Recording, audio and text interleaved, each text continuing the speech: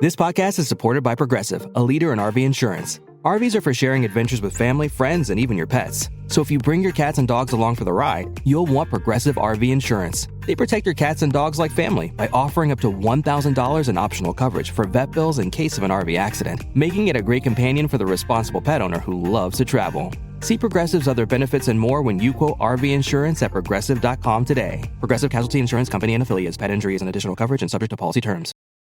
Hey, I'm Frank, and I have hidradenitis suppurativa, HS. Before starting Cosentyx, I was so uncomfortable with my symptoms, like not being able to sleep on white sheets or wear white clothes. Now I can appreciate the little things. Cosentyx secukinumab is prescribed for adults with moderate to severe hidradenitis suppurativa, HS. Don't use if allergic to Cosentyx. Get checked for TB before starting. Increased risk of infections and lowered ability to fight them may occur, like TB or other serious bacterial, fungal, or viral infections. Some were fatal.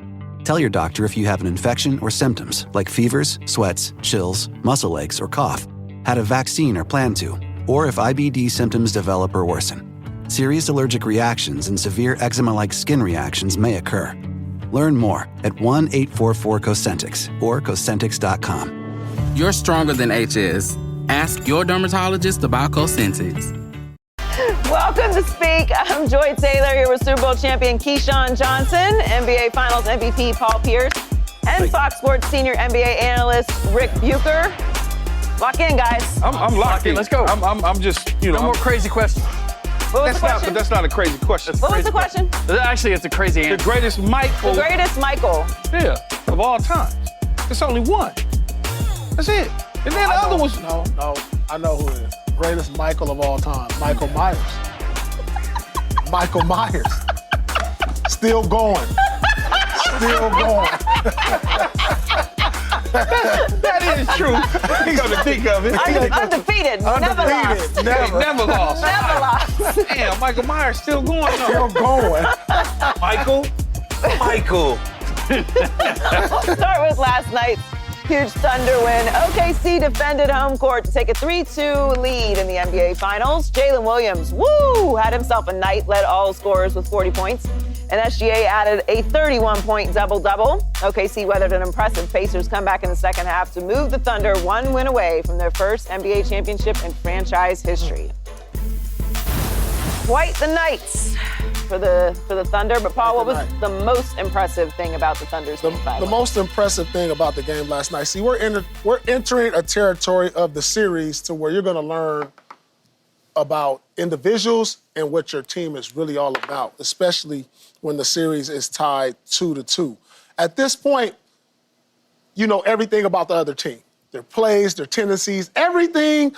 You've watched countless tape of them. You've slept dreaming about everything they've done. I'm talking about playbooks, film, shower, bathroom. You know what kind of gum they like. You know what type of food they eat at this point. And for me to see how easy it was for them. I mean, from the beginning of the game, they saying they know everything. Look at this. They had layup, dunk, Jalen Will, J-Dub. We're going to talk about J-Dub. I was impressed, how easy it was for him. At the beginning of the game, no way, listen, this guy's averaging 23 a game. You're supposed to know where he is, and he comes out with a dunk. It's only 1 minute into the game. He comes out, another dunk, layup. But you see what I'm saying? This is just easy. When at the point of the series where it should be hard to score because of everybody knowing your tendencies, he's coming out getting layups, dunks, and they both have one of their best games of the series. So that's impressive because I knew for me, as the series got longer, it was harder to score. We had a game, in Game 7, the score was the final game was 67-8. Wasn't it, Rick? It was a low-scoring game because nobody could score. 90s and 80s. It was just so hard. So for me to just see how easy it was for certain guys, especially J-Dub, and that was just impressive to just see that, especially knowing that Indiana is probably they're in a must-win now. This is. Oh, they've been in a must-win. Yeah, of course. Pacers in 6? I had Pacers in 6. Now it's Pacers in 7. Okay. See, I might move it back to 6 for OKC. Am I the only person who has kept their prediction in place? But you started off at 7.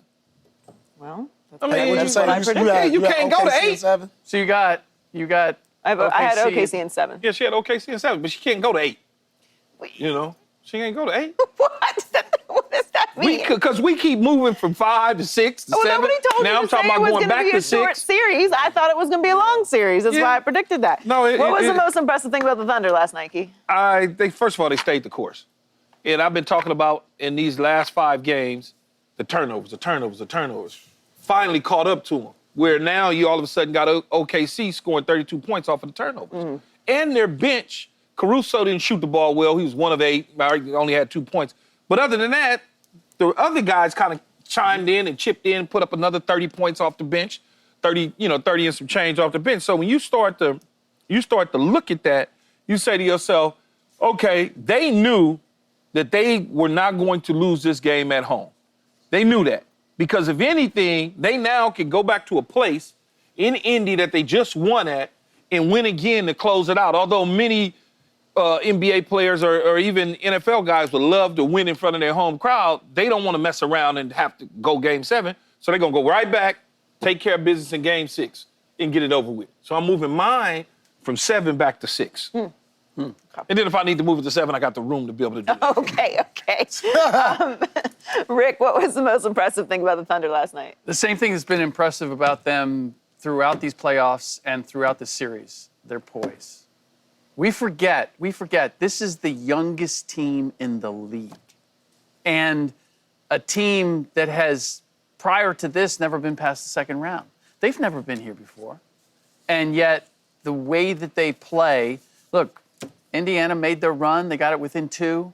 Indiana was up 2-1 in the series. Right back up to 14. For everything that's happened, I've yet to see them flustered. I've yet to see them where I feel like they're unraveling. I see that with Indiana all the time. And then they kind of reel it back in. OKC simply has not done that. And so that, to me, is the most impressive, that they've just stayed the course. And it's also, they don't get too low when they've fallen behind, and they don't get too high when they move ahead. Like, they have just been so businesslike in their approach here that they feel like, you think it's like they've been here before, and they have not. So making good on their 68-win season, I've seen plenty of teams have great regular seasons and not live up to it in the postseason. They are doing all of that, and that is what's impressive. I think they made the Pacers look sloppy. The ending with the 4 straight turnovers was awful. Jalen Williams obviously had the game of his life, but you match that with a struggling performance from Halliburton. Shady does what he always does, and then you add J-Dub's performance. That's going to be a recipe for a loss. They looked energetic. They looked like they had poise at the end of the game. They looked like they weren't worn out. They were playing unbelievable defense, as they have the whole series. But in this game, you've now put the Pacers in a must-win situation, or the series is over. I just really loved how they executed down the stretch, and that it feels like they're maturing before our eyes, because they were having trouble closing out games that were close. You're front-running, only beating teams by blowouts, and now you're able to execute down the stretch, put a lot of pressure on the Pacers, and you get breaks when you're on championship runs. Nobody wants to see Halliburton not at 100%. We want to see the best against the best. But things happen throughout the series, and you're taking advantage of what has been presented to you, which is their leader is not 100%. So let's not play around and get this win. The turnovers to me are just fascinating, though. Like, I think the Thunder are an unbelievably great defensive team. But it just feels like mental errors more than just being a great defensive team. Yeah, I think a big part of that is that the Pacers feel in order to win, they have to play fast. They have to push the tempo.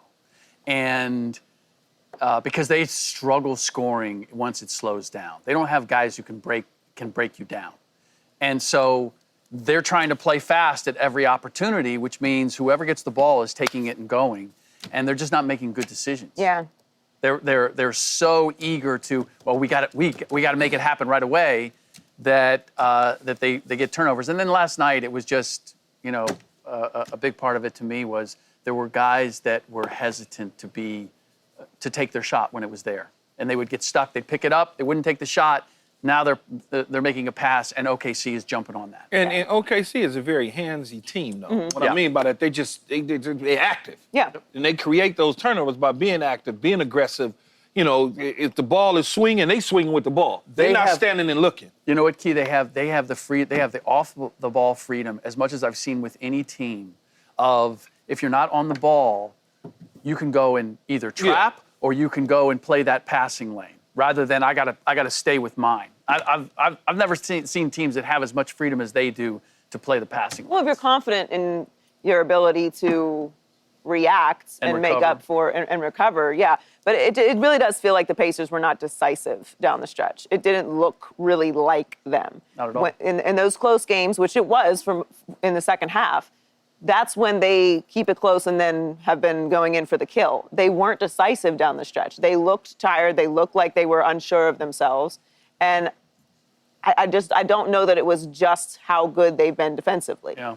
It feels like there's a different energy to it now. I wonder how much of that is, Paul, how much is that a carryover from when you lose a game the way they lost Game 4, and you get to that stretch, and you know what happened the last time, and either you're trying not to make it happen or you're afraid, whatever it is, like that's playing in your head, and it actually causes more problems. Well, a number of these guys have been in the playoffs before.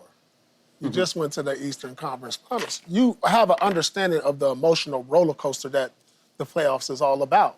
You got to understand, all right, it's time to put that behind us. It's time to focus on that. We can't do nothing about what happened in Game 4. It's time to lock in the Game 5 and understand, listen, this is why we win, and that's all we're going to focus on. But to me, it's mind-boggling.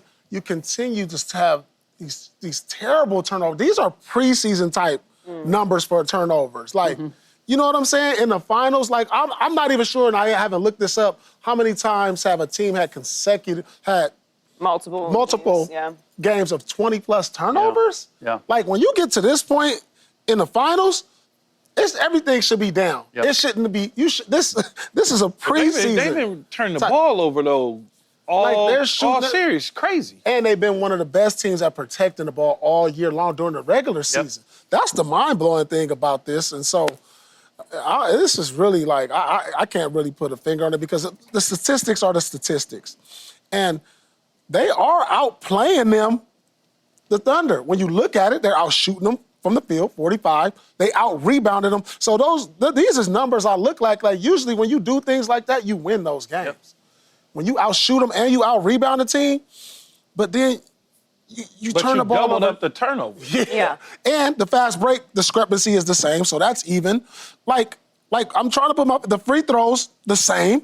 But the difference is that, to me, that on the turnovers, like he said, now the Thunder are scoring over the turnovers. 32 points. That stretch in the fourth from 6-16 to 5-20, they had 4 straight turnovers on possessions. Bad pass by Nembhard, Halliburton, Nembhard, and Halliburton. Back to back on 4 straight possessions. Like, you can't win like that. And not just in their live ball turnovers, where it's like at the top of the key, and it turns around and it's an easy bucket going the other way. Emotionally, that has to be draining. That's draining. Because you can't even really recover on it. Go ahead. No, I just know in the locker room, I know that's at the top of the board. Don't turn the ball over? You can't turn the ball over versus them because they're going to turn it easy. And so, like me, I'm thinking, like, that's my whole focus. Yeah. So if it's close, I'm going to be like, no, I got to go another way. They just out here. Yep. No, but what OKC is doing, too, though, is they're forcing them into the turnovers because of their active A lot of these movement. is unforced. No, but when I say forced, I'm like, okay, got it here, but because I decided I'm going here, OKC all of a sudden, somebody is shooting the gap. But you're telegraphing that. That may be true. You're getting it, and then you're passing it, and the pass is not It's like right to him. Like, it's not here there. you go. Take it. Like, here you go. When you're in a situation like that mid-game where things are starting to get a little hectic, like you have 4 straight turnovers. Timeout! Yeah, like obviously timeout. But is it one of those situations where it's like, okay, we gotta clear the energy here. Like you've been tripping over stuff all day and knocking into things, and you almost wrecked, and we need to center ourselves for a second. Like, what do you do in a situation like that mid-game, especially a game like this? I mean, you're in the middle of it, so it's draining. It's like, because this is all we talk about in practice on the film, in the timeout, but it's draining. Like, so it's like, what more as a coach can I tell y'all? Like, y'all rushing things. And it's a fine line between the way Indiana plays because they want to play fast, but they got to play smart. Yeah. And that's one thing they're not doing. They're not being smart with their play. They're playing hard.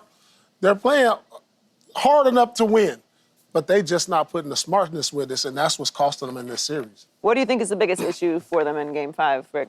Obviously, the having as many turnovers as they had assists. But the other part, and it kind of led to the turnovers, was that their starting backcourt, Tyrese Halliburton and Andrew Nembhard, were afraid to shoot the ball. Like, they would get the spots where, against an Oklahoma City defense, against a defense as good as theirs, when you create a shot, you have to take that shot because you're probably not going to get another one. And Andrew Nembhard, almost every one of his turnovers was in a situation where he got the ball, made a step, and had a shot and didn't take it, and then picked up his dribble and was stuck and was throwing it looking for an outlet, and it's a turnover going the other way. So not only did you not take the shot and you passed it up, but then you created a bucket for them. And I don't know where that came from. Like, I've watched Nembhard since he was at Gonzaga. And I always thought that he was a guy that would perform at this level on this stage. And for the better part of these playoffs, he has. But over the last 2 games, he looks afraid to shoot the ball. He hasn't been as effective defending Shea. I don't know what happened to him, but there's been a crisis in confidence with him, and then obviously Tyrese Halliburton. I mean, if you're going to go down, you got to take more than 6 shots. If you're Tyrese Halliburton, I'd rather have you 0 for 12, 0 for 15. Show me that you were trying to get it done, as opposed to, I just abdicated responsibility for this, and I'm hoping somebody else can do it. Yeah, and if that was the case, though, 6 assists, I need more assists if you're not going to take more shots. And that'll come off of the aggression and getting to the paint and them stopping your shot. But if you're not even looking for your shot, and the two, obviously Jalen Williams we well documented the 40 points that was just a dagger. That was a killer. Yeah. But the better team won. The better team won. And I go back to Game 1.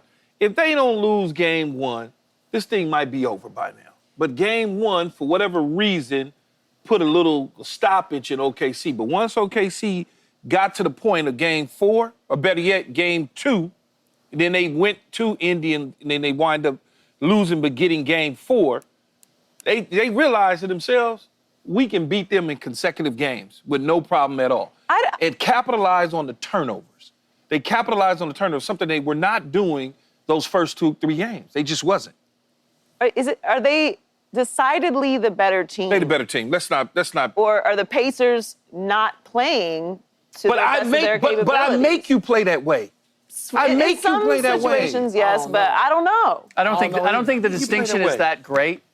They're the better team. Look, the bottom line for me is that Indiana, as coming into this series, I thought they could make it an interesting series. I thought OKC was the better team. And they made it an interesting series. They did. But it's over. But when you go up 2-1 and you have Game 4 at home, Yes. and you have a lead, Yes. going into the fourth quarter, you have to close that out then. And But they if played. I'm OKC, they did not play with the urgency at that point. Like, we have to win this because if it's 2-2 going back to Oklahoma City, we are losing. But do you this not series. think that they didn't OKC? play with that? You think OKC was just sitting around and going, "Oh, well, we're gonna let them go to 3-1 so we can just go home early"? No. But Indiana, like, I can say that Oklahoma City is the better team, and I can say that we are where we are because Indiana hasn't played to their potential. But you are not giving OKC any love by acting as though the reason they're in this position is because Indy. I need to give OKC the credit to put you in this position. I don't think they're that clear cut that much better. Like what I saw yesterday, the biggest issue for me yesterday was Rick Carlisle not changing up his defensive scheme. He's allowing Shea and J-Dub to play to their strengths. And what I mean by that, picking up full is good, but sometimes you got to scale back because now this is what's happening during the game. And I was watching the game and I'm like, why isn't Rick Carlisle going under the picks that's happening at half court? So now when they turn the corner, and then they're giving like a hedge. They're not, you know what I'm saying? They're hedging and not helping. So now when Shea comes off the pick and roll, the guy who's setting the pick is not helping. He's kind of just backing up. And now Shea and Jalen have straight line drive going downhill. Yep. And now what's happening every time? And then when you help from the low man, from the corner, you're leaving the corner man open. So the other thing that Carlisle didn't do, he didn't put T.J. McConnell in for the fourth quarter until late. Yep. Like, he had it going. You're supposed to play him the whole fourth. Like it was little things. He put Ben Shepherd was his first sub off the bench. When you had Ben Mathurin, who's been your top bench player, he should be the first one off the bench. Then you play Tony Bradley, who hasn't played. I don't even remember him. You done had Thomas Bryan in this game. Like, he played significant. Thomas Bryan gave you a lip in some games, so I'm looking like, what's going on over here? Game was that Benedict went crazy in 3? He been playing well. Yep. Like He went crazy in game 3, right? yeah, game 3, but he should be your top sub off the bench. And then he But didn't play much. And then he didn't play 13 much. minutes in 4. He didn't- Yeah, exactly, so I'm exactly. looking at these little things You know throughout what? the course of the series. You make the greatest point. But I'm saying, like, it's Rick Carlisle not changing the defense. You're supposed to take them from their strengths, from going downhill. When they come off that pick, it should be a trap every time. Yep. Every single time. Why are you sliding over, man? You're scaring me. No, because I got to get the angle for the camera. Oh, I thought, I'm like, this dude get ready to He's fall off trying the to damn demonstrate, jet. I'm trying to get the how good you angle. move. He's trying- Joy, yeah, right. he's sliding. No, I'm sneaking getting up. a good angle. We got a He was lip moving on his the, feet. I on gotta the get the stage. good You won't angle, go on Keith. the stage. I'm saying to myself, I hope Paul don't go overboard. Yeah, because I ain't going to be able to No, but like I'm saying, though, a lot of this on Rick Carlisle for not making the necessary judgment, just in that part, just that part. So when Shea comes off, he should feel stress. When Jaylen Brown comes off the pick, he should feel stress or to have to get rid of the ball. And all they're doing is turning the corner, going straight downhill, get layup after layup or finding guys. And if he don't make that adjustment, and go under the pick. Go under these picks, because I haven't seen Shea shoot 10 threes in the game yet. That's the defense you play for Steph Curry. They playing Steph Curry. Like, you know what I'm saying? So that's the adjustment I would make. If they don't make that adjustment, they going home. You sure you don't want to coach the New York Knicks coach. Knicks? Exactly. That's why I tapped you. I'm like, he sound like a Exactly. Knicks I've coach. already turned down the Knicks job. Yeah. So don't call me again, you guys.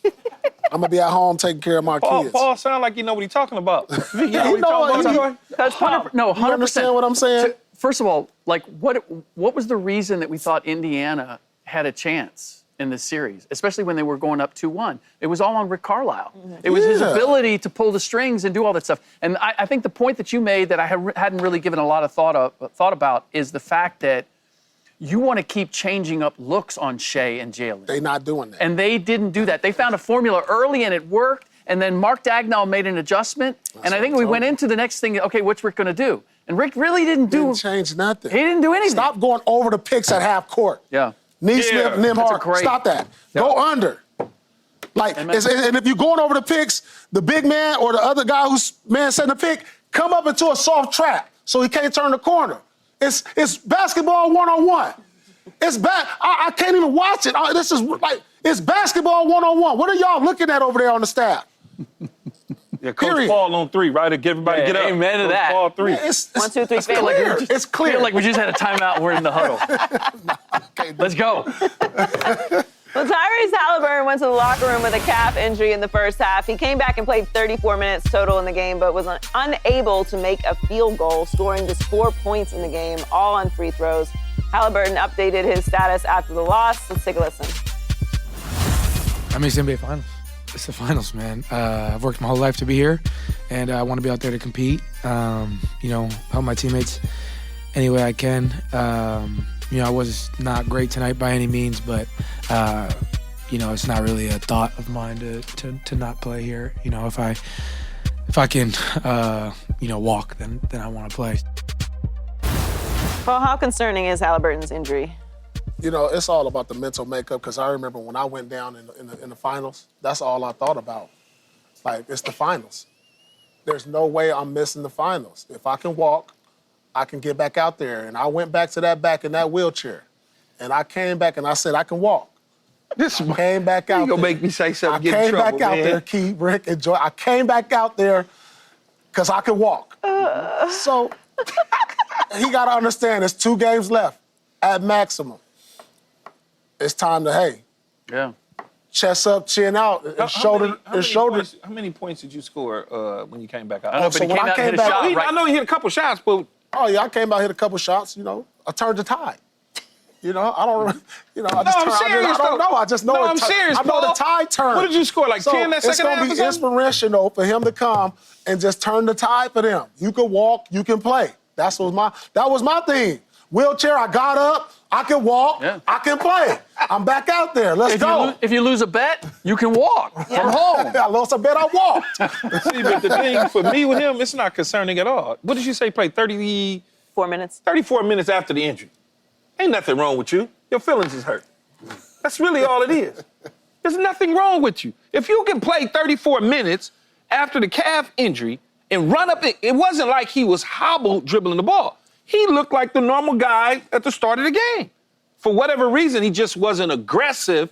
Maybe he felt a certain way and didn't want to do certain things because he was scared. You see what I'm saying? But he was fine. He played 34 more damn minutes. So there's nothing wrong with him. He'll be fine in game 6. Fine. What's concerning for me is we got the news that he suffered the injury in game 2. Oh, I didn't know that. Yeah, That's even that was even the first more report. of a He suffered, mystery now. He suffered it in game 2. He was 1 rebound short of a triple-double in game 3. And now we're in game 5, and he's talking about it. And I guess this was the thing for me in watching. I'm like, is he injured or he's just having one of those games where he decided he's going to be passive? Because he's had one of those, at least one of those, in every round. For all of the heroic things that he's done, he's had a game where we're all going, what's going on with Ty? He pulled the AAU basketball trick, huh? I believe in the Jalen Brunson Board of Health approach, which is if you're on the floor, you're not injured. No, if you're on the floor, if you're on the bench, it's because you're injured. If you're on the floor, you're playing. How many times have we seen Jalen Brunson obviously hobbled? Obviously hobbled. And you would be asked about it. He's not talking about it. That's what bothers me the most. Is 34 minutes. Just point to that. We're gonna talk about it after the game, and yeah, I'm hurt, but if I can walk, I can play. Dude, I get it, Paul. This is the finals, but when you came back out, you weren't out there just walking. You were playing. Wasn't nothing wrong with Paul. I had a sprained meniscus. Oh God! Sprained meniscus was the you can't strain a meniscus. You can't strain a meniscus. Had to carry you off. You can tear a meniscus. No, you cannot. Look at this. What is a meniscus? Yes, I can walk. I can hoop. I'm walking. Let's go. Let's go. Hey, this was. Yes, let's go. Okay, yeah. All right. That's the injury. It's hurting. All right, Hold on, let me see if I can walk now. Let me get up. I can walk. Let's go. It's a miracle. Let's go. It's a Christmas miracle. I really want to know. One day over some tequila, you're going to tell me what really happened. That's all right. Meniscus. I'll tell you what, man. Being in the building, the shift in energy. Yes, I was sidelined. Shift in energy. I was sideline radio. So you saw him skipping back in? The whole thing. And it was like, when he went down and out, well, that was... Yeah, but when he came back out, the building went nuts. They were dead in the water. Right on the chalkboard? Paul, this time during the game, these minutes fall down. I went to the back. I thought it was a trick, man. The script was there. It was a trick. And it worked. And it worked. I'm not going to take it away from it. It worked. But don't tell me you got 4 dudes carrying you off. Locker room before the game. 10-minute mark of the second quarter. You're going to go down. You're going to go out, come back. It's going to be a strained meniscus. Let me think. Tell him it's a strained meniscus. Because he at that time, he would be the only one for the Celtics that could pull it off. Although KG and Ray was... because of who he was for the Celtics, and his career had been there forever. He was the only Paul one. has the personality to do it. KG couldn't possibly do that. Okay, skip it back. Skip is the craziest part. Coming up, a former teammate of Aaron Rodgers had some harsh criticism for the new Steelers quarterback. We'll talk about it next on Speak. And don't forget, you can check us out every day on the Fox Sports channel on Sirius XM.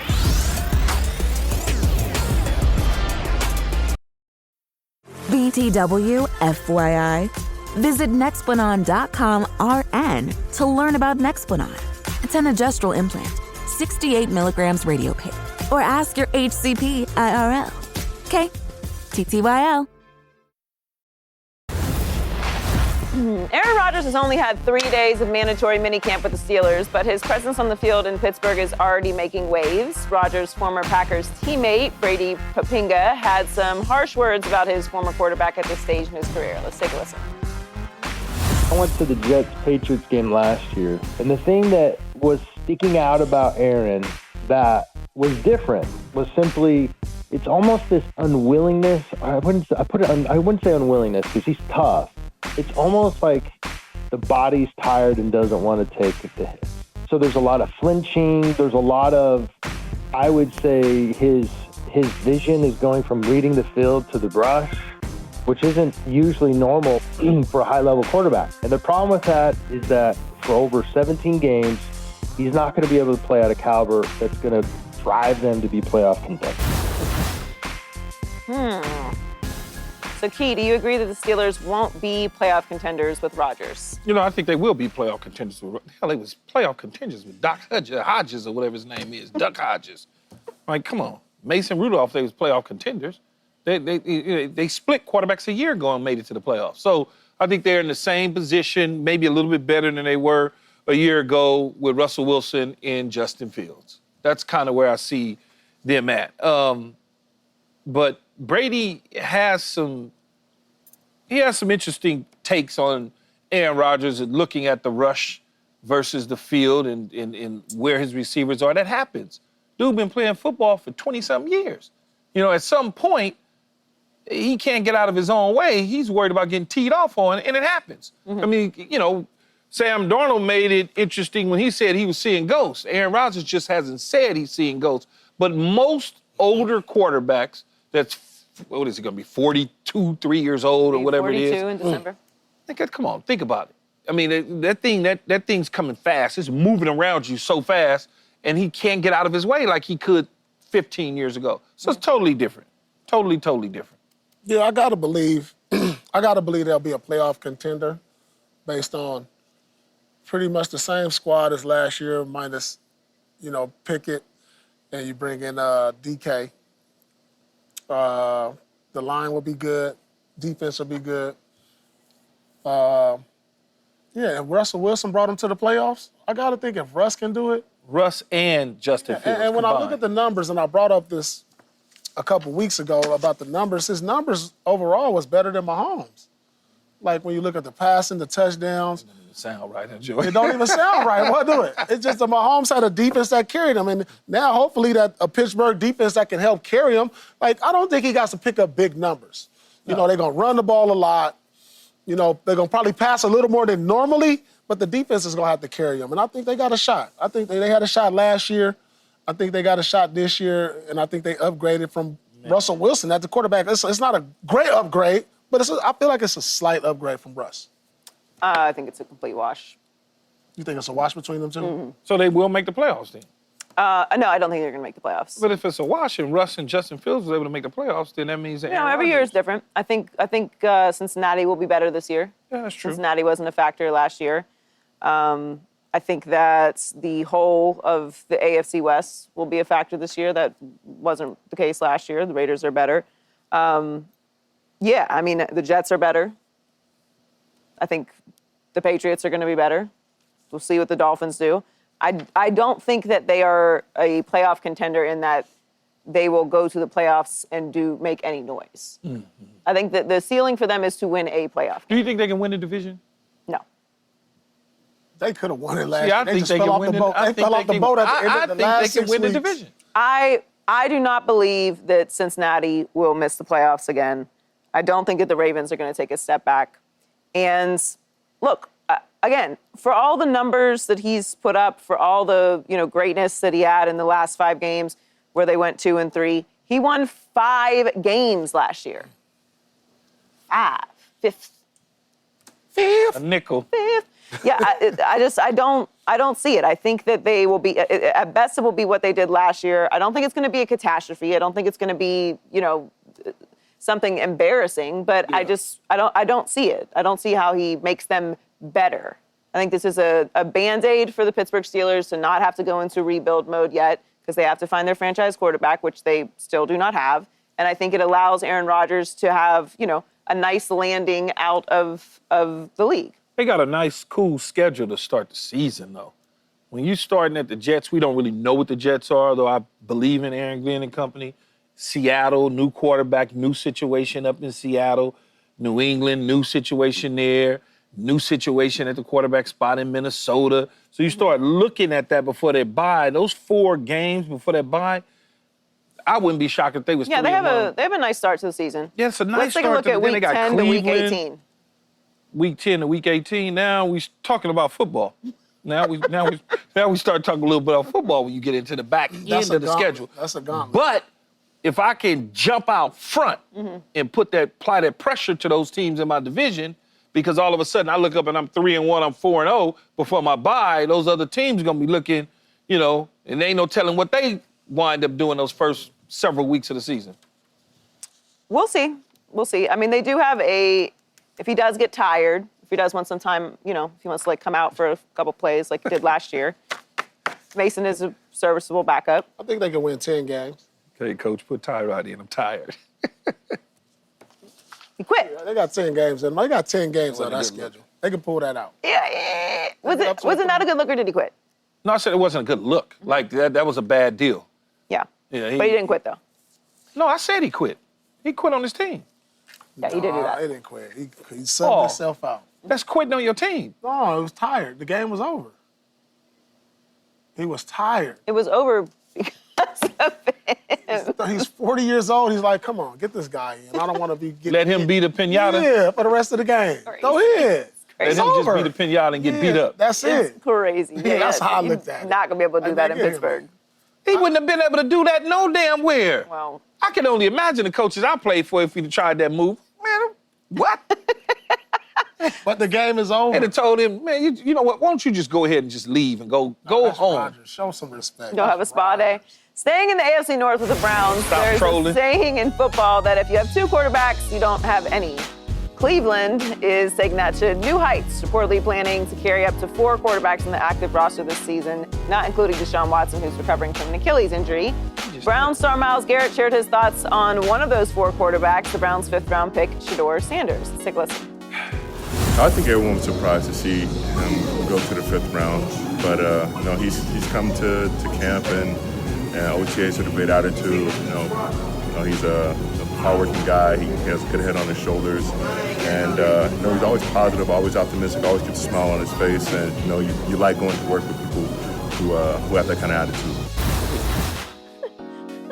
So, Key, will Shedeur be the franchise quarterback that the Browns have been waiting for? He could be. We just need to see him on the field. But the little clips that I see, though, of him next to Dylan Gabriel, dropping back, throwing the football, he just looks like his stuff pops to me. For whatever reason, his footwork, his mechanics, they just look right. Now he just needs to do it on the field. Off the field, he's a gem that the city and the team certainly need because of what's gone on in the history of the quarterback position for them. But his personality, all of those sort of things, fit perfect in this situation. We just need to see him play on the field so we could, have a stamp of approval of, okay, they messed up. They missed on this one. What do you think, Paul? I don't know yet. Man, did y'all really listen to what he said? Mm-hmm. Like, they asked him about, Shedeur, right? And usually, they'd be like, oh, he's been looking good. He's been throwing. Like, he just talked about his attitude, hard work. Yeah, that's a start. Yeah, positive, optimistic. Yeah. But he didn't give us no indication on how he was playing. That's enough. Because these are things I expect from a rookie. No, but I expect you to be hardworking, good head on his shoulders, and positive. Nope. Some rookies. It ain't not one 5th rounder ain't giving you that. No, it ain't ain't a not ton of them. A 5th rounder, they ain't coming in there acting like that. Yeah, they are. Yeah, they are. That's why they wind up getting sent home. Because they think they made it. They think they made it. Not acting like Man, that. I'm telling you, I'm telling you, they got do. A smile on their face. They working hard. Come on. That's very true. But there are guys that will come into a locker room, no matter where they got drafted at, and make you feel like, man, this dude ain't even gonna be around for so long. But here's the thing that we have not heard. Typically, and Rick's not here with us, but he's been reported for like 50 years, so he could talk to us about this.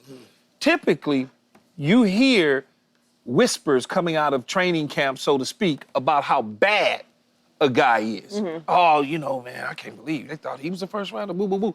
They don't ever attach names to it. It's usually a source, or usually we heard from a player that this person. We ain't heard nothing like that about Shedeur. He's struggling. He's having a hard time. There you go, Joy. You're not hearing any of that. So that tells me he's doing everything that they've asked him to do and everything to put himself in a position to eventually be the starting quarterback. And Pittsburgh and Cleveland says right now they're leaning toward keeping 4 quarterbacks on the active roster. Yeah, I don't know what's going to happen this year, but I don't really feel like it matters. I don't care what happens for rookies who are number 1 overall picks in year 1. So to me, I don't think we're going to know anything about how this is going to play out until we get to training camp and until we see him in some preseason games. I think he has all of the tools he needs to be a franchise quarterback, because I didn't think he should have gone in the 5th round to begin with. And it's a crowded room, so there's going to have to be something that happens that gives someone a little bit of separation. Otherwise, Kenny Pickett's probably going to have the starting job come week 1 because he has the most experience. But I don't think it matters that he's a rookie or not. He's going to get some time at some point this season. I believe because so. that's the situation that the Browns are in. But I think he has all the tools to be the franchise quarterback. Coming up, LeBron has done plenty of coaching as a player, but would King James make a great NBA coach? We'll answer that next on Speak.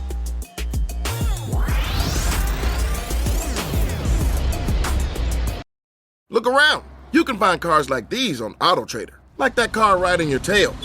Or if you're tailgating right now, all those cars doubling as kitchens and living rooms are on AutoTrader too. Are you working out and listening to this ad at the same time? Well, multitasking pro, cars like the ones in the gym parking lot are for sale on AutoTrader.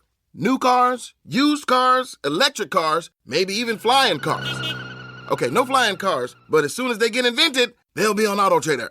Just you wait. AutoTrader. LeBron James was answering fan questions in the latest episode of his podcast, and he had a strong response to being asked if he would coach in the NBA. Speak up, LeBron. There's no way. There's no way, guys. Please don't coach from Alfonso Taylor. Thanks for the question, bud. Alfonso Taylor, appreciate you for a kind question, but it ain't happening. No team. That's a zero chance. Zero chance. If you're Paul, we know that you have no interest in coaching. I turned down the Knicks coaching job earlier this week. Officially turned down the coaching job for the New York Knicks. But do you think LeBron would make a good coach?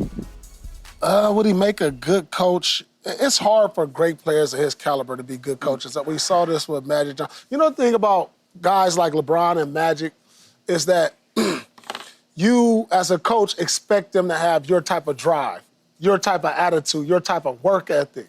And so when you don't see those things, your patience wears thin. And so it's hard in that aspect, and it is stressful. Like, it's stressful. Like, when I'm coaching these little AAU kids and I'm telling them to do stuff, and I'm like, you know what, never mind. Let alone some pros. You know, so I really don't see LeBron. Could he do it if he wanted to? He could, but would he be a great coach? I don't know.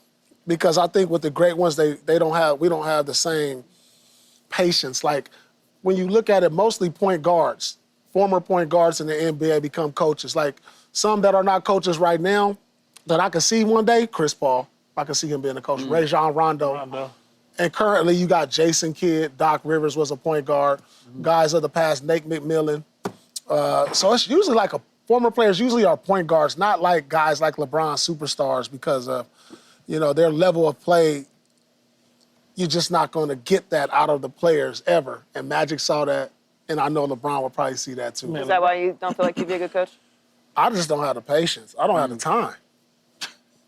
I just don't have the time. You would have the time, because you would be the coach. You would be the coach. You wouldn't be on Speak with us. Yeah. No, I'm good. I like to speak. No, LeBron, though, LeBron be the worst coach, one of the worst coaches ever in NBA history. You probably will. Man, it's the worst because of everything that Paul is saying. Like, it just, you get to look at that dude, you're like, I can't believe this dude just did this. Things that he would never do as a player. I don't know. I think probably Kobe might have been. No, Kobe never. They're worse than LeBron. That's what I'm saying. I think Kobe might have been worse. Why do you think Jordan never came to coach? Well, I think also when you are... Do you remember Magic when he was coaching Lakers? Magic used to look at them dudes and be like, what the hell am I doing? I think also all-time greats know how much time goes into coaching. Yeah. Like, that is going to be your life. That's why we have to pull these coaches off the court. Like, please go fishing or do anything else. Right. Because it's like it consumes you. It's the only way to be successful at it. It's so time consuming. I think you're wrong on Kobe, because Kobe, when he retired, started coaching. He had the Mamba Academy. Yeah. And he was working with a lot of players. I understand, but he had a desire to teach the game. So maybe being an NBA coach would be different. No, he had a desire to teach his mentality. And he had a desire to teach the young girls and grow the program so that they could become champions. Well, totally different than a dude. So we totally are saying different, NBA team. Totally Understood. different than Fair. a dude throwing Fair. a towel in your face because. No. Fair. Hey. Yeah. Remember Robert Ory You threw throw the a towel towel in in Daddy cold Ages? face, he'll want to fight, and that'll be the end of the coaching career. Yeah. Yeah, that's what I'm saying. Right? It's like. Right. The other part is guys like LeBron and Magic can do things that the average player can't do on the floor. A play for LeBron is not a play like you would expect. To Paul's point, it's not just the drive; it's the ability to do certain things. Yeah. Most players can't do that, so you got to be able to devise a game plan. I saw LeBron be a player coach in an exhibition game down in Miami during the lockout, and he drew up a play. It was not good. He was on the wrong side of the court. It was not. I mean, I think LeBron is brilliant when it comes to the X's and O's of basketball, but expecting someone to be able to execute what LeBron can execute is an unrealistic task for pretty much anyone. What would it take for you to go, Coach Gee? Did you hear what LeBron said? You heard what LeBron said? Zero chance I would ever in my life want to go down their track of anything other than talking about professional sports I was on a coach. television. That's cool, but like Paul said, my patience alone. Yeah, I don't think I want you as my coach. Going to my son's AAU games, I don't even like going to his games because I start, you know what I'm saying? Like, dude, what are you doing? And, I just got to remove myself at times from the gym. I couldn't do it. I coached my son a little bit in high school football. My nephew in high school, I just be like, I can't deal with it. I was a high school soccer coach. Did you like it? I loved it. But I'm wired a little different, though. No, coaching football, like what George Pickens was doing on Pittsburgh's team. I would have had a meltdown. Yeah, I didn't have any of those problems. No, but it's just like I would have a meltdown. To me, though, like dealing with, and we're talking about difference, like coaching young children or kids or even young adults and pros. But I get, I don't know if it's easy. It's not easy for me, but it's different. It's not easy, but it's completely different. Yeah, but I get so frustrated because I want them to do certain things, and even to the point where I'm watching games. But like, there's something really special about teaching somebody something. That's cool. I can teach and then like seeing them go through the process of learning it, and then executing it in a game to success. Like that's like a special process. It is fulfilling, except Rick. It's hard to watch somebody do something different than what I told you to do or what I was able to do. Right. I don't want to hear nothing else. Understood. But there's also the satisfaction of getting through to them and seeing them do something that they couldn't do before or they didn't listen to, and they suddenly appreciate what you're teaching them. Yes, but I don't have the patience to wait to see that development. You can teach him that, and you can teach him that. But if that don't result in wins, and we're talking about winning in the NBA. Oh, in the NBA, it doesn't matter. It ain't gonna matter. Yeah. I mean, we're at different levels. Like, we're talking about the NBA or NFL level. It is different. But we are talking about the NBA. Or major college. And I don't have time. Nobody be looking me up and down like I don't know what the hell I'm talking about. I don't need that in my life. I got a great lifestyle working here with y'all. I think we would all agree you should not coach. You should not coach. Like you don't have the temperament. No, I don't. We wouldn't ask. I don't. We go Key. No, never mind. Like damn owner coming in trying to tell me what to do. I enjoyed my time coaching.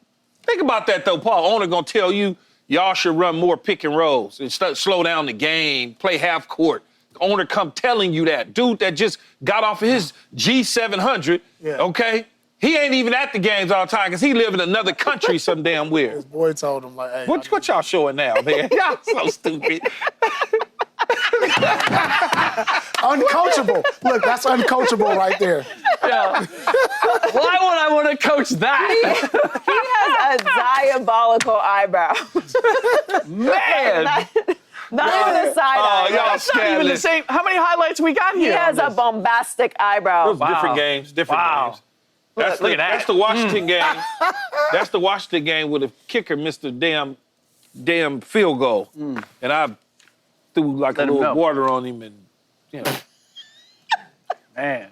Yeah, I don't think coaching is for you. no, coaching ain't part of my. It's not in my. Not part of your my deal. DNA. No, it's not part of my deal. Sticking with LeBron, his Lakers were bounced in the playoffs in the first round, and some have thought that they might need to tweak their roster. Austin Reeves feels good about the Lakers' future, though, saying the sky is the limit, and he wants to be a Laker for his entire career. Paul, what do the Lakers need to add this summer to contend? Man, they need a lot, to tell you the truth. Because, like, when I look at it, when I look at LeBron and where he is in his career, and then I look at Luka, they need some defensive presence. They not, and everybody will go be like, hey, they need a big man, a shot blocker, but they have no perimeter defense, no elite on the defensive end. In order to be a top team, to be a contender, you need some elite wing defenders. And LeBron is not that anymore. Luka's never been that. Reeves is not that. I don't get that sense from Rui. It's like, I really think they need to revamp their whole roster. Like, because if they want to win, the offensive power punch is still there with Luka and LeBron. Now, you need to surround them with some guys who can play defense on the perimeter and in the paint. So I really believe it's more work than we really think that they're going to need. Because I think a lot of things we saw from the Lakers were smoke and mirrors. You know, LeBron and Luka. Who's the 3 seed, man? They covered up a lot of their deficiencies, though. Like, when we talk about, like, trying to match up with an OKC team with the athletes on the perimeter, when we talk about trying to match up again with a Minnesota team with athletes on the perimeter, you need more perimeter defense, you need athleticism, and you need an interior presence. But we own OKC, I thought. We beat them up the last couple of years. The OKC you will be seeing next year after winning a championship is going to be an entirely different place. Yeah, that's probably true. So what do the Lakers need to add, Keith? I feel like we need a rim protector. We need to find an Anthony Davis type. Somebody that's reliable. I understand. I get it. I get it. We need what we just gave away. I know, but we do. How did that work out? Yeah. We need that type of player, though. We need another one of those rim protecting guys. I know we need perimeter shot blocking, but people was blowing by our guys and getting to the rack, and we were just standing there going. They were doing that before when AD was there. It was just AD was there to clean it up. That's what we need. We need to find that type of guy. But you need more than that. I would say you look at the Dallas Mavericks roster when they went to the championship went to the finals with Luka. Mm-hmm. That's what you need, and you can compare it to the Lakers roster, and you will find that they don't have all those pieces. No, they don't have Gafford and Lively. No. And it took them years to get it. You also need 3-and-D guys. Yeah. Like you need perimeter 3-and-D guys, and I look at. Like, Bronny James is projected to be that. Is he going to be that next year? I think that's a push. Dalton Knecht is a 3 guy. He's a 3-and-no-D guy. Austin Reeves doesn't fit at all. He's a luxury with what you need. I like him. For Luka Doncic. Rui Hachimura, I could possibly make it work. Gabe Vincent, I don't know. But you not only had Derek Lively, you had Daniel Gafford. You always had a rim-running, a rim-protecting lob threat, and that's what you need. And so I look at it, they need to overhaul like half of this roster to get to what they need to be a contender. But nobody's giving us that, though. Nobody's going to give. First of all, nobody's helping the Lakers. Yep. They're not, Rick. Yep. Nobody's going to help us. You know? So we got to figure Luka out. is there. Yeah. Yeah, but that's one guy. Well, yeah, I mean, free agency-wise, you might have a benefit having Luka there and it being the Lakers. Well, we missed out on the one. What's the guy from? Am I thinking Utah? Well, Kessler Walker. Is it Utah? I was thinking about that was a free agent last year. Oh no. Marketing. They tried to trade. That's what I'm talking. I was thinking of marketing. And the Golden State. That's the Warriors tried to trade. Yeah, that's who I was thinking. I thought we had him in the fold. Yeah, I don't know. I don't know that they he's need to add necessarily some rim protector. defense. Obviously, Luka's the biggest hole in his game is that he is not a defender.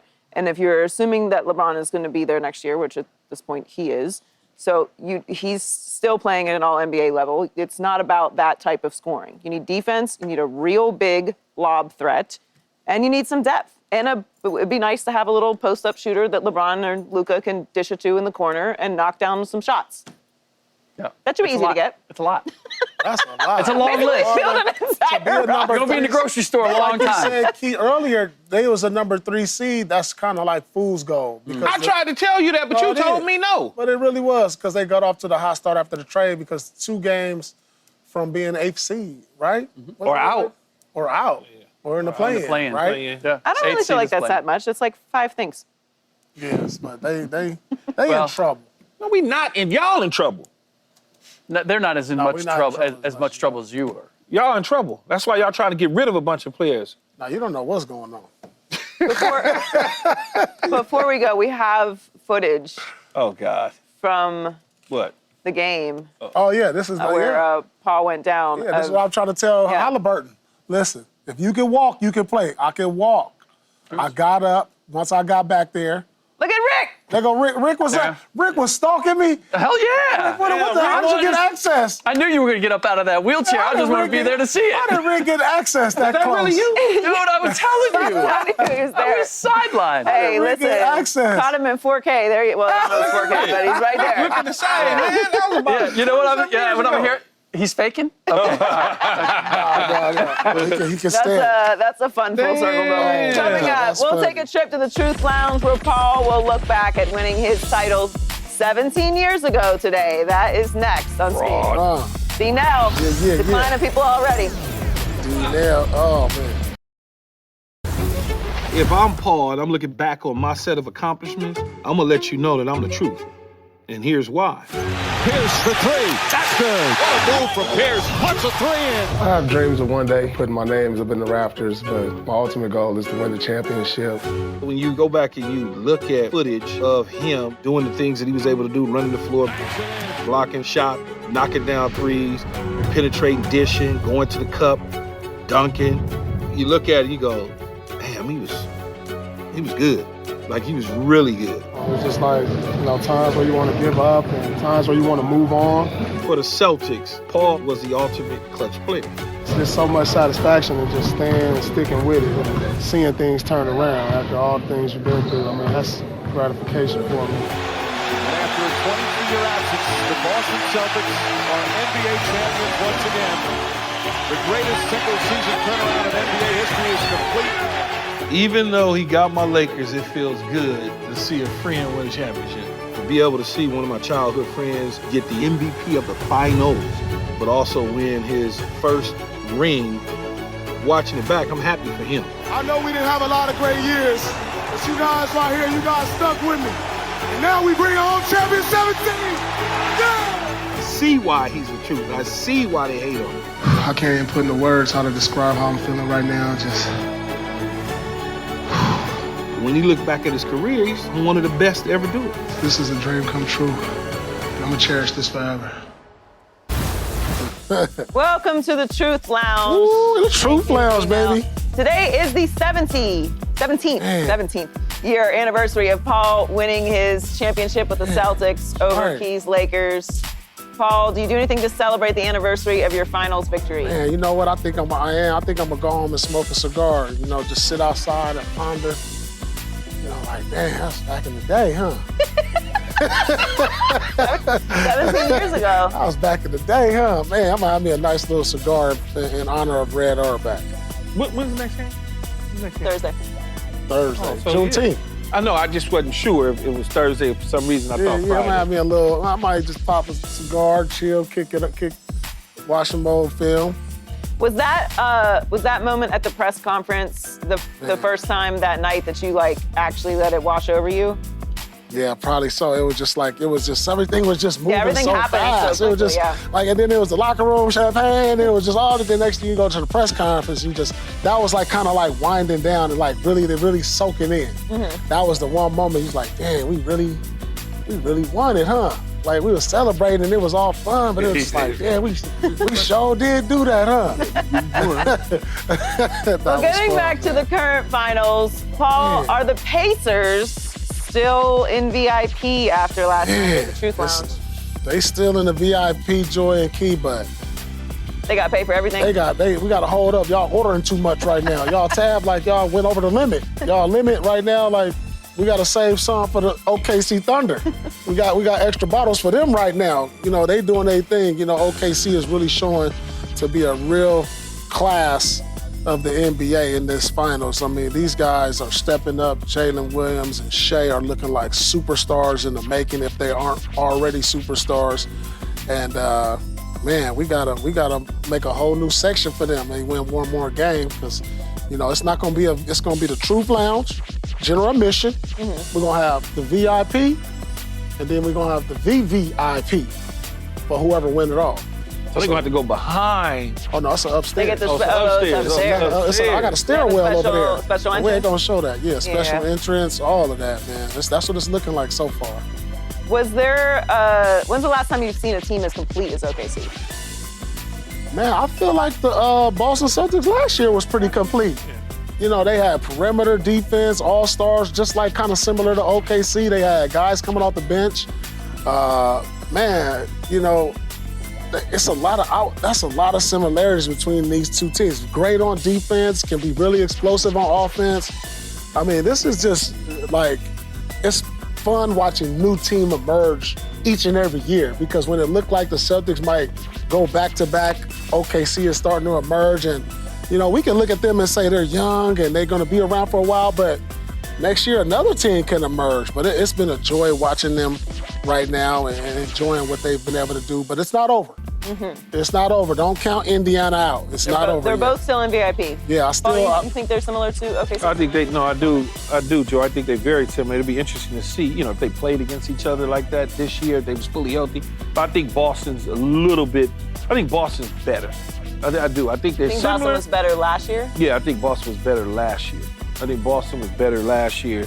Then, look, we look at the OKC record in the regular season, and then we look at they got the MVP on the team. And so we look at all that and we just assume that they're better than Boston. But Boston was deep from 1 to probably 9.5, 10. They was just, okay, you go him, boom. They could switch off anybody from a defensive standpoint. They could put anybody on anybody, and it just worked for them. Yeah, they could. Yeah, that would have been an interesting matchup if they had been healthy and matched up with OKC, because you look at Brown versus Jalen Williams.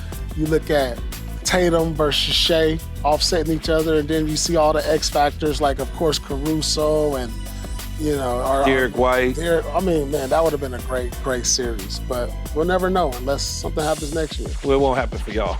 It won't. You don't know. I'm telling you, I got some insider information. You should start using it. Yeah, what's that? What is it? All right, we'll see. You have a platform. Yeah. Is Jalen Williams the best number 2 in the NBA? The best number, man. You know what's crazy? That you said this, and I saw this on the memo, or whatever we call it, the rundown. I was sitting with my best friend at his house eating, watching the game, and I said to him, "Is Jalen Williams the best 2 guard in the NBA?" And we have to really think like, okay, as far as 2 guards, we look at Devin Booker, and then like I really can't think of like who are the elite 2 guards in the league. Think about it though. Well, I thought it was positionless basketball. Yeah, but like he's a 2 guard. Like I know he's the number 2 on this team, but I think he's the best 2 guard in the NBA. So what's Tatum? Tatum's is forward. So more of a 3. More of a 3. Listen, J-Dub, he's made All-NBA second team, and then he made All-NBA defense. Only 2 players did that this year. He was one of them. What's the old head, Jimmy Butler? Jimmy Butler's a 2. It's a 2. But dude, this dude is 40 points in the finals. No, I get it. As far as the finals only his go, 3rd year. As far as the finals go, he's been ridiculous. I think he's been better every single game. He just keeps the best better, number better, 2. I don't know if he's the best number 2, but I think he's the best 2 guard. Because there's some elite numbers. Like LeBron is a number 2.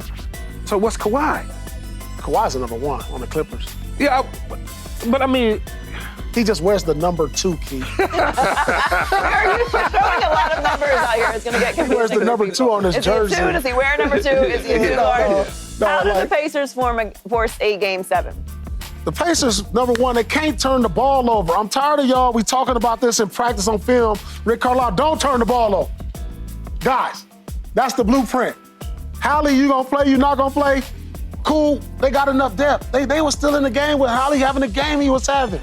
Listen, can we take away some of Jaylen Brown's and Shai Gilgeous' strengths? Yeah. They've been playing to their strengths all series, and it's gotten better. Let's stop the downhill drives. Let's stop J-Dub coming down middle in the first couple minutes of the game and dunking all over us. Like, that's ridiculous. Shai, can we stop letting him get to the free throw and just dribble, and then go up and shoot that shot that he's not missing? It's almost like Get to his spots. Yeah, he's just right there. Send some traps at him. Make him pass the ball. Make these other guys beat you, and this is what I've been saying, but I think they're going to throw something at him next game. I think they're going to see a little more traps. They got to make it harder for them, too, because right now it's too easy. They tried to trap him once last night. He turned out of it, and boom. But it's got to be right away. I would be like, hey, as soon as he calls half court, let's get the ball out of his hands. Yeah. Let's do that. Let's junk. You got to junk up the game at this point. Yeah, turnovers, and you know this, Joy, too. Professional sports, the 3 big sports. In baseball, you cannot have errors and win the game. Football, you cannot turn the football over and give extra possessions. You're not going to win. And in basketball, you can't have the turnovers, 22, 23 turnovers, and have somebody score 32 points. So you're not going to win. No. Just not going to win. I mean, the crazy thing is, they almost did. They were still in the game with all those mistakes. Yeah. It was really the stretch down in the fourth But in that the made end, the separation. they lost the ball 4 times in a row. Then lose the game for you right there. D-Nail, don't let those turnovers in, please. Keep those out there. Keep those turnovers. They turnovers over there. Don't let them in. Coming up, how did Shohei Ohtani look in his Dodgers pitching debut yesterday? That's next on Speak. Don't let those turnovers in. Close the road. So in other words, Paul said let them in, but not the turnovers. Time to check in on our social life. Shohei Ohtani made his Dodgers pitching debut yesterday. He pitched 1 inning and gave up 1 run and 2 hits. It was the first time Ohtani pitched in a game in nearly 2 years. Pete, did you like what you saw from Ohtani on the mound? Yeah, he gave up a hit and run and pitched the inning. Offensively, it didn't affect his offense because he had 2 ribbies in the game, so he was connected on the offensive end. But an inning. So a guy that hadn't pitched in, 600 and something odd days, it was fine. 1 inning. It was good to see. It was good to see. It was fine. I'm excited. It's cool. It's cool. Yeah, no, it's cool. Cool. He's real cool, though. Which is good to see, No, it's good to have him back out there, for sure. Yeah, he threw 100 miles on one of them. Yeah. He was clocking in the 90s. Right now, I can get a hit off of him right now. What? Today. What? Give me 10 pitches, I can get a hit. On Shohei? Yeah, right now. While he's 2 years off. But why are you 2 years off? Why are you listening to 2 years off? I'm not. Look at my pitch. This is high heat. Look at my slider. Slider. It's slid right. Slid in the home plate. It slid in the home plate. Right there. Slider is so crazy. Man, that look crazy. You on that mountain. You don't know how far it is. Man, that mountain. You on that mountain. We don't have mine. Slider. We don't have my first pitch. You got a first pitch? You have your first pitch? Yeah. We need to pull it up. Where? They went out A's-Giants game. Did it go across the mountain? It was. We don't have footage of that. I pitched from the rubber, and it got mixed up with the hieroglyphics. Stephen Vogt was my. I think is he the manager of the Guardians now? I don't know who he's managing last time I checked. Mixed up. They found it. Where they found that tape at? In the pyramid. Don't start. Was Babe Ruth playing? Don't start. Don't start on me. Do not start on me. Babe Ruth. He got the tape. Yeah, Guardians manager. Barry Bonds Sr., somebody. Like, who was that? Did yours get there? Ken Griffey Sr. Did yours get there? What? Why? He's pitch. Like, if you notice, Joy, they still got my pitch. Yeah, His we pitch, still can't find They don't have the VCH, and they don't have the VCH. they don't have the DVD. Of course, mine got there, Joy. I mean, I would think Paul's like. They don't have the VHS. And they don't have the DVD. Yeah, he threw a slider. Mine, they was ready to sign me. Mine looked a little closer to Paul's. They was ready to sit me down. Our slider. Yeah. Mine was across the plate. I think Christian Yelich was. Yours was across the plate. Paul, you always look crazy, though, man. That That don't was even a make slider. That's how they do. You act like pitchers don't do that. Right there, it was boom, boom, right to his glove. You know what's weird is throwing a baseball without a glove. That's what I'm saying. Yeah, I needed a That's a glove and weird thing. everything. Come on, I didn't get a chance to get my grease. You can't just do this and throw it. Well, you can, but it just feels different. No, just go like that and you'll be all right. I was all right. Trust me, I was all right. I'm just saying. All I said was it's weird throwing a baseball when you're not wearing a glove. We got to see some footage of yours, Rick. We'll get it. We ain't got no footage. Saturday, it's baseball night in America with two of the league's biggest bats on deck as Pete Alonso and the Mets take on the Phillies or the Royals battle the Padres. Check local listings for the game in your area. Saturday at 7 Eastern on Fox.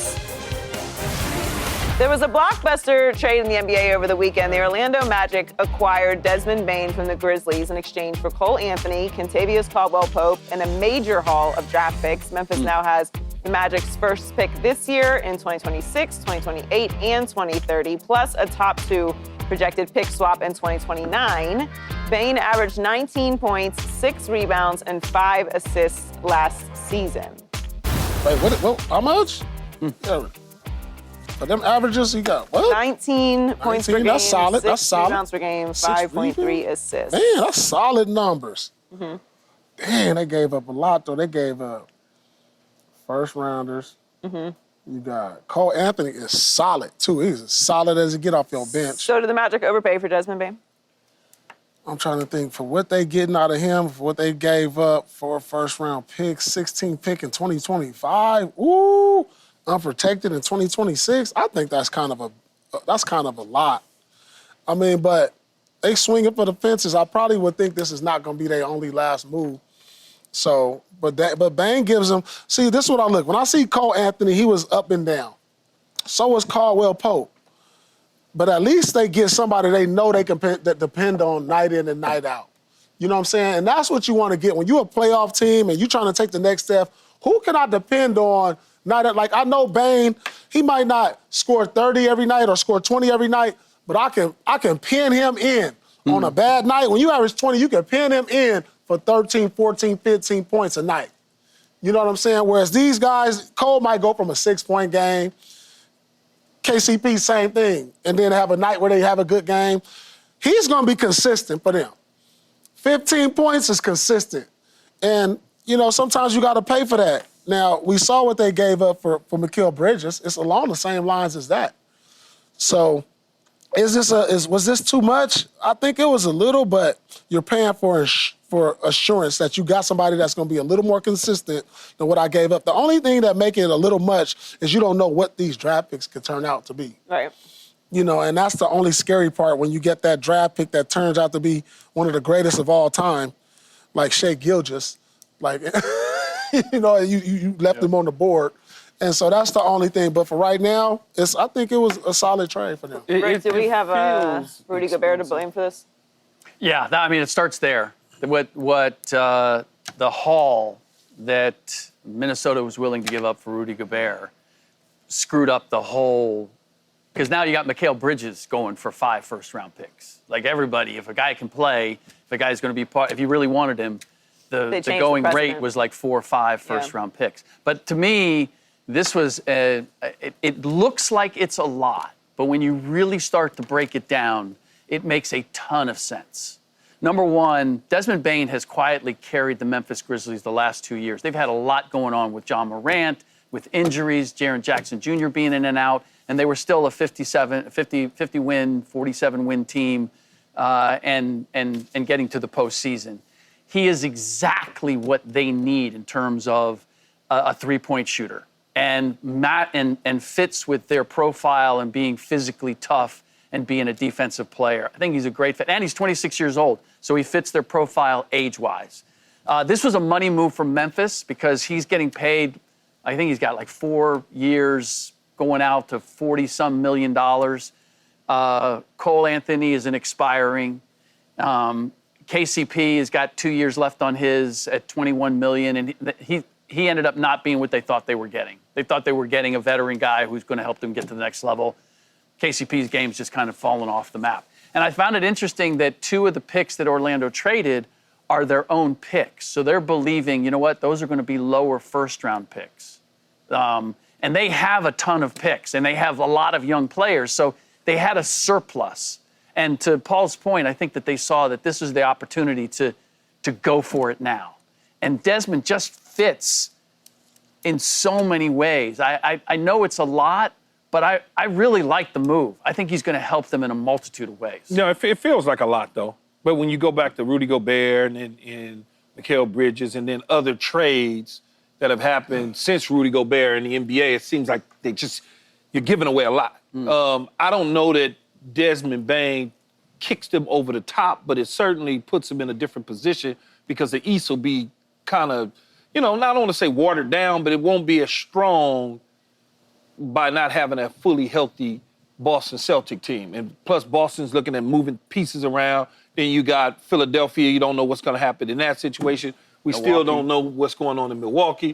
So I think it's wide open. Yeah, so now it's wide open. And if they feel like they was that, they were a little bit close, then you go ahead and you say, okay, take these first-round picks that are unprotected because in those years we plan on being better anyway. And those picks getting a guy at whatever numbers they'll be in the bottom 20s, you're not going to get the guy anyway that's going to be able to play for you right now. Well, I mean, it feels steep, but until we get used to how steep it is. It sounds like a lot, though. It sounds like a lot, but... And for Desmond Bane, right? Like you're thinking, that name's not that big. To Paul's point, like if you're looking for consistency and you're looking to build your roster and add depth and add somebody that you could rely on every night as you're an ascending young team with some stars on it, like this is what you want to do.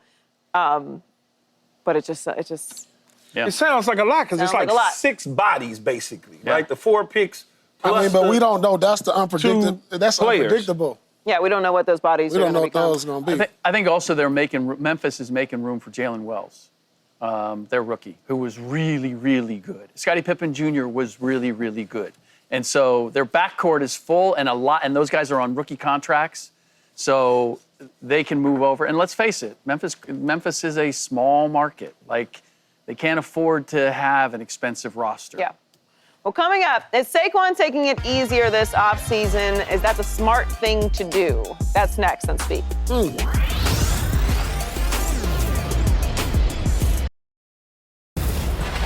Saquon had a career year rushing for over 2,000 yards in 2024 and winning his first Super Bowl. Because of the intense workload he had last season, he said that those around him that he trusts have told him to take it easier throughout this offseason.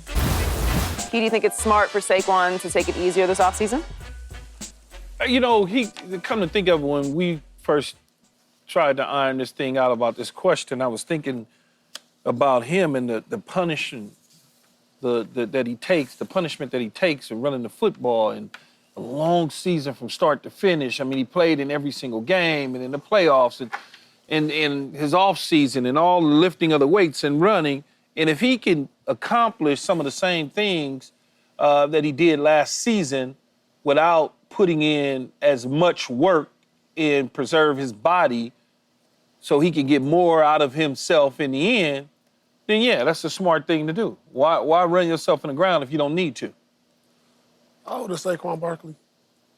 In his mid-20s, I think. Listen, I saw what worked last year. He almost had a record-setting year. He's 28. 28? Yeah. I'm not listening to nobody who trying to tell me how to do me and what made me great.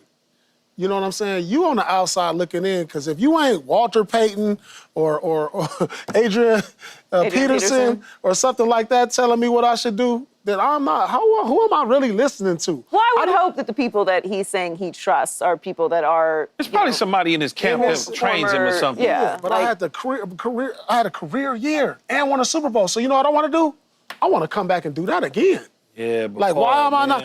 You can't guarantee that I'm a burnout. You can't guarantee me it's going to prevent injury. You can't tell me, like, it's nothing you can do to tell me to say this is going to make me better for the long run. The key is how you take care of your body after games, during that week, how you recover. That's the key. It ain't nothing that I'm doing in the offseason that's making me tired. Was I tired last year? He didn't look tired to me. He looked like he broke records. He was out there about to break a record. The problem is his body, though, can only take so much abuse I get it. To the the window point where is you now, wanna- though. Here's the window. Pull back a little bit. The window is now. Yeah, but he can pull back a little bit. Instead Pull of back what? yeah, His training? something. I don't know what he's doing. I'm sure but he he's can pull not back getting some. hit in the offseason, Key. No, he's not. He's not getting tackled by those guys with full But beards. he's probably running. He's probably running and lifting. Running Same and stuff he's lifting been a lot. doing his whole life. Yeah, but it Ain't probably nothing should wore change. him down some too. Don't let the Super Bowl, and I will tell this, don't let the Super that's Bowl relax you. Because that's what, you need to, you won a Super Bowl, now relax. No. Now it's time to turn it up even more.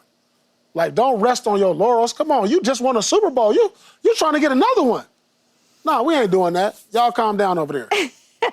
I hear you, but he played more games than he's ever played last he had a season. career year. He did, but I'm saying he went all the way to the Super Bowl and won the Super Bowl. Like, that's more games than he's ever played in his career in one season. He was definitely the workhorse for the offense, and he plays a position that takes an extreme amount of abuse. So I don't think that he should get away from what he normally does, but I do think that he should probably introduce, and this is completely unscientific, I've never played running back in the NFL, but They'll tell you on the internet. Whatever someone is saying to him does sound good, that you would just be a little gentler with your body this off season than you have in years past, because this is the first time you're having this off season. So if I'm lifting hundreds, go to 80s? No, I'm saying that this what you normally do has always applied for your career, but this is not a normal year. You played longer into the postseason than you ever have. Your body took more hits than it's ever taken. Like, he didn't get hit a lot. He ran away from people. Okay. He ran away from people. What I'm saying, like, he went all the way to the Super Bowl. Man, it's not the NBA. But he ran away from a lot of people. No, he did, but I can tell you he got knocked around quite a bit, and he felt some of them hits that I bet he got looking at on tackled. TV. I bet he that got looked the same. tackled less this year than in previous years. No, he had more For the carries. Giants? He had more carries. For the Giants, he didn't. No, he had more carries though, This and he year? played longer. He Yeah. played 20 games. Right. Yeah, right. Well, he played 20 plus games, so it's a lot. That'd be an interesting stat. I want to see And when you think about it, his offseason may consume He had the most touches of his career last year. 5 to 6 days of training a week. He may cut that down to only 4 because he can do some light stuff on the weekend on a Saturday. Recovery. Yeah, it's more recovery. I think that's what he's talking about. He ain't quitting completely. Well, CJ Stroud had a little bit of a sophomore slump last season after winning Offensive Rookie of the Year in 2023, but he still led his team back to the postseason and got another playoff win. New Texans receiver Christian Kirk is impressed with what he's seen from his quarterback so far, saying Stroud is, quote, going to take this team as far as we want to go. Woohoo! How far can Stroud lead the Texans in 2025? Well, first of all, they're going to win the division. Wouldn't you agree? Yes. Just hand them that. They already you can hand them the division. Okay, here you go. I would Stroud. agree. Yeah, boom. Take that division. Can they win 13, 14, 15 Ooh, let me look at the schedule. games? Can they win that? Because that's what it's going to take to get the first round bye or the second seed for the hope that whoever got the first round bye gets knocked off. They fall in the same line as a Miami, a Los Angeles Charger, and the AFC. That's what they fall in line with, right? They're going to win the division. They're going to have a home playoff game.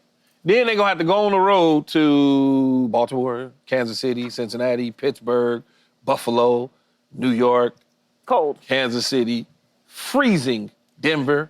I have them You about know. 12 or 13 games. So you got them at 13? So is that enough to get the first seed or the second seed in hope that the first seed gets knocked off so you don't have to, you win and you got home field advantage throughout the playoffs, because that's what it's going to take. Dome teams typically, warm weather and dome teams typically don't play well in the cold weather come playoff times. That's just a fact. Yeah, I like them win 12. I'm looking at the schedule. Is this the 2025 schedule? Our producer got me the 25. Okay, yeah, okay. Yeah. Yesterday you was messing around. Yesterday you was messing around with something way big. Roethlisberger retired a long time ago. What? Yeah. Joy was looking like, what's the schedule? Yeah, but how far can Stroud lead the Texans? Whew, key. I mean, the good thing, this is the good thing. He's only in his third year now. Yeah. He's got time. He's got time for Mahomes to get old, Lamar Jackson to get old. That might take forever. and Josh Mahomes Allen. to get old. Yeah, Mahomes, they got to get old. That's gonna take a while though. We don't have time to wait. I got like My job depends on this quarterback to do well. Years. But no, this is like, we talking about three of the best quarterbacks. These three quarterbacks, I'm gonna tell you now, these three quarterbacks right now in the generation that he's playing in are probably gonna go down as top 10 quarterbacks all time in one era. This is not a good era to be in talking about he could this, but to his defense, I think he could be in that group too eventually. Oh yeah, of course. But that ain't the question. But he's not there yet. Can they get him? Yeah, so as far as he can lead them to the Texans in 2025, I'm gonna say a bye and one playoff win. So they'll have the number 1 So you seed. think they're gonna get the number 1 seed? Because remember, it's only one bye now. You're right. It was 2 byes. It was 2 byes. That's right. No, I could think they can get to the second round. But then, of course they get the second. They go to the second round every year and they lose because they go on the road because and it's cold. They're gonna have to see somebody in the cold. I think they're contenders this year. They're going to win their division. So any team that is going to win their division, obviously, they're going to be in the dance. So that's step one. Yep. They've been ascending. I understand they took a little bit of a step back last year, but I think CJ will be better this year. And they had so many injuries at the wide receiver position. Nico Collins missed 5 games. Tank Dell missed 5 games. Stephon Diggs missed 11 games. Joe Mixon, the running back, missed 2 games. So this year they've added Nick Chubb, Christian Kirk, Braxton Berrios, and Justin Watson on the offensive side to help him. And I think that this year they have a real opportunity to win 12 or 13 games if they can find a way to navigate through the postseason, to your point, and not have to go play in the cold. Not gonna I think they have a real. There's look, the AFC is just tough. There's a lot of young quarterback talent. Yeah. But when you know that you're in pole position at the very least in your division, that's a great place. They're going to win the division. They and have get the playoff experience. There's no question about it. But go back, their 2 playoff losses since he's been a quarterback, 1 to Kansas City, 1 to Baltimore. Yeah, and they're gonna have to see And them again. both of those places, it's cold. Yeah, no, I hear you. It's the same issue that the Dolphins have. But And I the think Chargers that if gonna you're have. Position, if you're habitually going to the playoffs, you have a young quarterback, a young team, you're well coached, you've got good additions this year. Hopefully, if you can stay healthy, then you can navigate through that. I think they're in a good position. Coming up, how did Paul handle mentoring young players at the end of his career? That is next on Speak.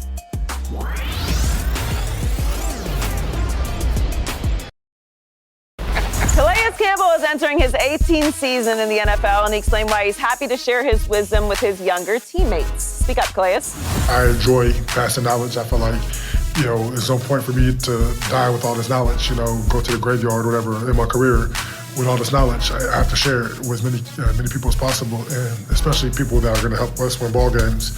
So I'm going to help all the young guys as much as possible, And if I help them to a level where they're better than me, then the team is better, and I'll find my role and make it work. Big old mine. Key, did you like mentoring guys as you got closer to the end of your career? No, Joy. I didn't. If you followed, great. And if you didn't, no big deal. You know what I'm saying? I'm not like telling you I'm going to work out at 9 o'clock, so do you want to come? No, if you came to the gym and you saw me in there lifting or doing whatever, and then that's on you. But I feel like you mentor guys now. Like, you mentor young people now. Yeah, but talking to young kids is different than talking to a bunch of grown men that make millions of dollars. Mm-hmm. Grown men that make millions of dollars look at you as a player a certain way. They like, oh, no, I'm good. I got this money, so I obviously did something right. I'm not a waste my time guy. I'm just not, I don't have time for that. I ain't got foolishness. You know what I'm saying? If I'm doing it right, and I'm doing it right, but what if somebody came follow. to you and specifically asked you to mentor then I'm going to talk to you. I'm going to deal with you. And I've had guys that specifically came to me and said, Key, man, when you going to go watch film after practice? I said, yeah, I'll be in the first room. And I'll get dressed and go to the first room. They come. I ain't going to sit there and wait for them in my locker and all. I'm not doing that. No. Yeah, I definitely, but see, it went beyond the court. You know what I'm saying? It was off the court too. Like, look, when you go out. That's why you be a good coach. Nah, I don't got the patience. Cause even nightlife. Like, look, this is how you gotta move, youngster. You can't be going there like this. You might need some security. It went beyond the court. You might get a section or, don't go there. That ain't the place where you want to be at. You know what I'm saying? So it went beyond more than the court for me. I was like, I'll give them restaurant ideas, don't go here, you can go there, that's cool. So, yeah, I enjoyed that part of it because I didn't want, none of the young kids to get caught in a situation I was one caught in when I was a youth. As everybody know, I was stabbed in a nightclub, probably somewhere I shouldn't have been. So, me giving back to the younger guys coming in, I always felt like it was my duty to say, hey, this is where you should be, this is where you shouldn't be. This is what time you need to get to practice, do all this stuff. So I always, I always leaned into that as I got older, especially when I was on my way out. I mean, I think a team that has good veterans tends to mixed with like young players who listen to the veterans have success. No, they do. We had that both in New York and we had it everywhere, basically everywhere I played. But like for me, like Paul is talking about, I'm gonna tell you where to go and watch out for the traps and things of that nature. Yeah, I'm gonna do that part. Mm-hmm. That's just natural. That's just natural for me. Yeah, I mean, it's not just what happens on the field. There's so much that goes into being a professional athlete. Yeah, I have no problem telling them those sort of things just because I know how, I know how the inner workings in certain communities kind of work. You know what I'm saying? When you're in certain places, you got to move a certain way, like Paul was saying. Whether you got security with you or not, you just got to be aware of your surroundings because when we was, and they may still be doing the things that they was doing back in the day, dudes was getting set up left and right, going to the wrong places and dealing with the wrong people just because they look a certain way. You like, oh, yeah, and the next thing you know, you done passed out. There's some people standing around you. They got your watches, they got everything, and they gone. Because they left the door cracked open. Yeah. Yeah, that's an important part of it, though. Yeah, it is, that part. Coming up, one of the GOATs is making a big return. We'll tell you what announcements. Oh, my God, I can't even watch it. I can't watch it. Professional eater Joey Chestnut just made Next on Speak. The Joey! Before we go, let's check in on our social life. Joey Chestnut announced that he is making his return to the 4th of July hot dog eating contest. He was not allowed to compete in last year's event after a dispute over a sponsorship deal, but now he is thrilled to come back to the event that, quote, means the world to me. Despite what you may see on my social media comments, I actually have a hot dog phobia. I hate hot dogs. That man that ate 1,000 glizzies. Hate. Man, how many glizzies can you put down, Paul? So nasty. I don't know how in one sitting. I'm good on glizzies. So nasty. Do you eat the bun and the dog? No, I'm good. No? I don't eat hot dogs.